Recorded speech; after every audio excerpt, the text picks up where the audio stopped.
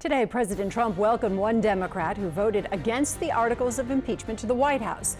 Freshman New Jersey Congressman Jeff Van Drew says he plans to switch to the Republican Party, but only after the impeachment vote. Today, Senate Majority Leader Mitch McConnell is meeting with Senate Minority Leader Chuck Schumer to negotiate how that Senate trial will proceed. Republicans want it to be quick. Democrats want more witnesses and testimony. McConnell has ranted and raved, but he hasn't had a single direct answer why there shouldn't be witnesses. The Senate must put this right. We must rise to the occasion.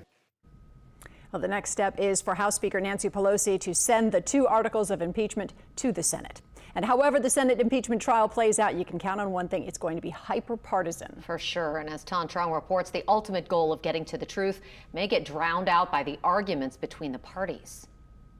Even if you don't know the minutiae of the impeachment, you know the respective party positions.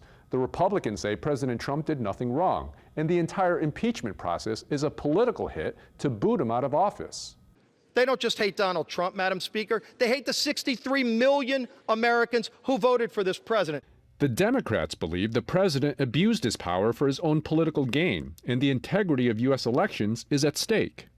Corruption is corrosive. It eats away like acid. And the longer we wait, the more time we allow for this president to do irreparable harm to our country and our democracy. We've come to expect politicians to be biased, and to varying degrees, the media airing their positions. In our studios this morning, UNO political science professor Ed Shervanek said voters are increasingly not looking for information, but rather affirmation. These groups are getting different messages from media, right? So Republicans are relying on Fox News, Democrats are relying on MSNBC, and so the media is putting out two different perspectives, reinforcing people's already existing predispositions. Shervanek says those predispositions often dictate how we view the world. Partisanship isn't just an attachment to a party, it's also a prism, it's a lens in which how we interpret the political world. And so if we're on opposite sides of the partisan divide, we can be looking at the same event and interpret it differently. Shervanek says he's optimistic that some unifying event will happen that may lessen the bitter divide in the country. The impeachment certainly won't qualify. Tan Trung, Eyewitness News.